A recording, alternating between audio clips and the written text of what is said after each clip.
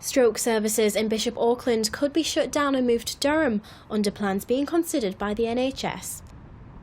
Concerns have been raised for the impact of families visiting patients, especially those forced to travel the furthest.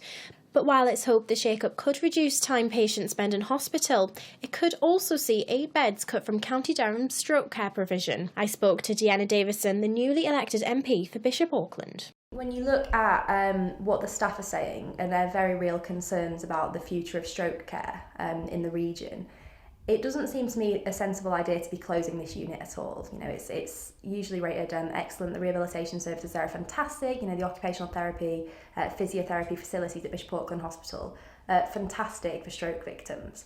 And so the staff raise these very real and kind of genuine concerns with me, and it's only right as the Member of Parliament that I act on them.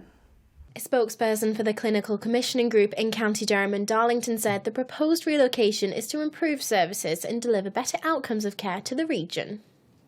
Campaigners have urged health chiefs to reconsider for fears that Bishop Auckland Hospital could be dismantled bit by bit. The important thing now is what we do moving forward, and so I think it's really important we come together as a community to feed into that consultation and to fight back and say no, we're not going to take this lying down, we're not going to accept this closure.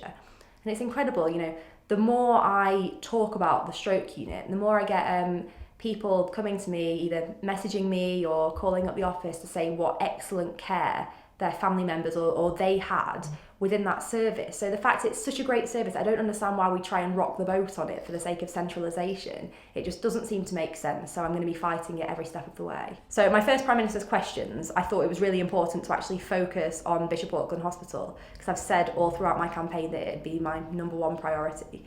And so having had the story kind of re-break about the stroke service, I thought I'd give it a go. I wasn't pre-selected for a question, so some people are, but I did something called bobbing, which is where you basically stand up and sit down an awful lot of times in the hope that you catch the speaker's eye.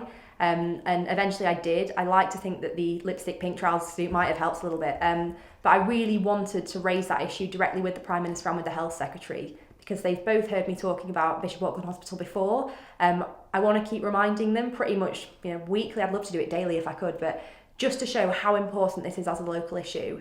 Healthcare is so important to people's lives. You know, it's more than just nipping to see a GP. For some people, it's an absolute lifeline, and it affects not only themselves, their families, their friends, their employers.